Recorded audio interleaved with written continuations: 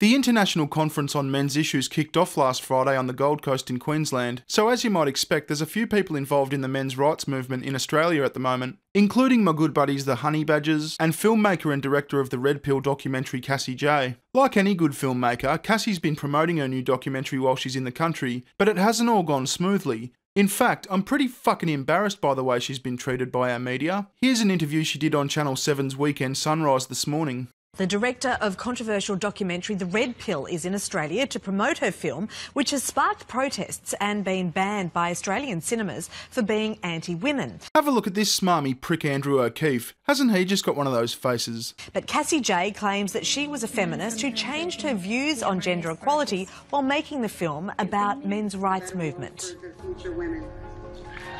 We have a big hole in the area of compassion for boys and men. It's time for us to quit apologizing for men's rights. It's time for us to quit apologizing for being men. I think I agree with everything you said, but there's still some kind of unsettling doubt. The Red Pill is about looking at these issues in an honest way, even when it's uncomfortable.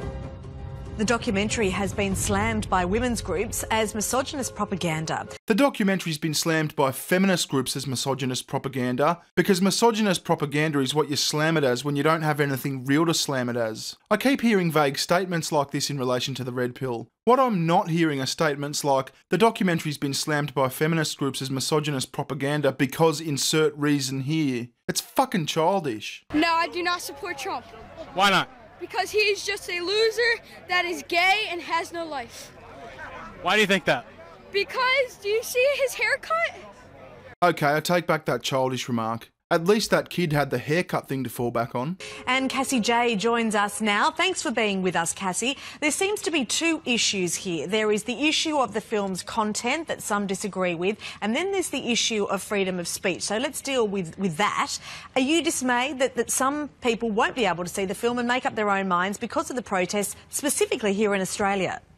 Absolutely. I think people need to see the film in order to have an opinion about the film, and unfortunately in Australia we've had so many screenings pulled from theatres that it's preventing Australians from being able to see the film for themselves. Yeah. Yeah. Yeah. Yeah. Yeah. Yeah. Yeah. Yeah. Which, you know, as you say, sort of restricts the conversation that we're able to have around this. Now, on the content of the film, Cassie, I mean, I think it's really interesting and it's important, but probably to highlight some of the issues that men are facing. But in the modern world, but that they feel are, you know, really holding them back or getting them down. But can I ask you this?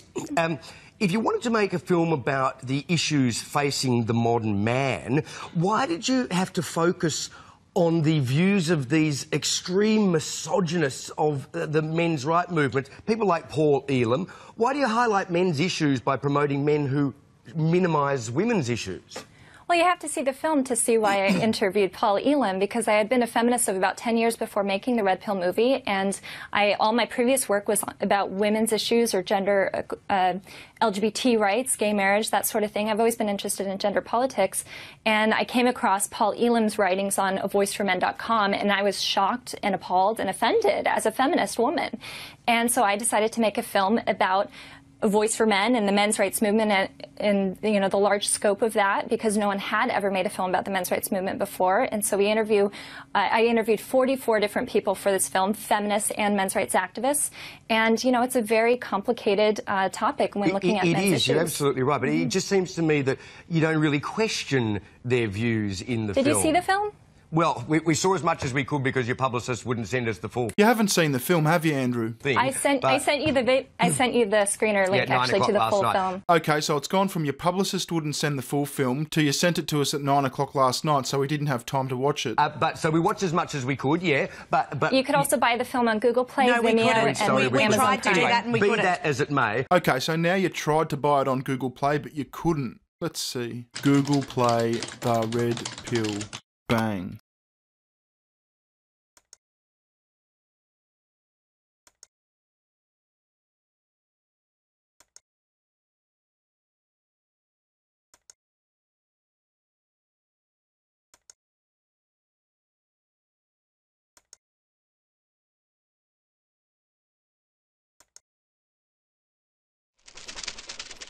Yep, works perfectly. Just like last time I watched it. Just like when many people I know watched it.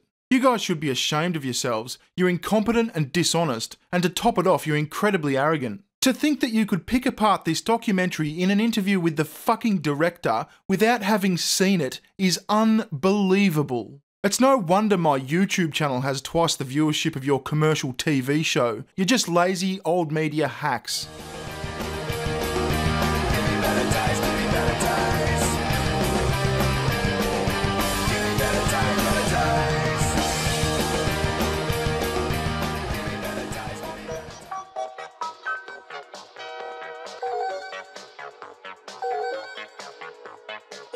Good news! The scientists behind Linux have been working their cunts off lately, and they've made a breakthrough. By warping the space-time continuum or some fucking shit like that, they've worked out how to connect Patreon with Discord. It means that my patrons, new and existing ones, will be assigned a special role on my Discord server, and they'll have access to Patreon-only text and voice channels, where I'll be chilling for an hour or two after I publish most videos. Whether you're a new or existing patron, all you've got to do is connect your Discord account to your Patreon account, and you'll automatically be assigned a patron role on my Discord server. Fucking radical. See you there.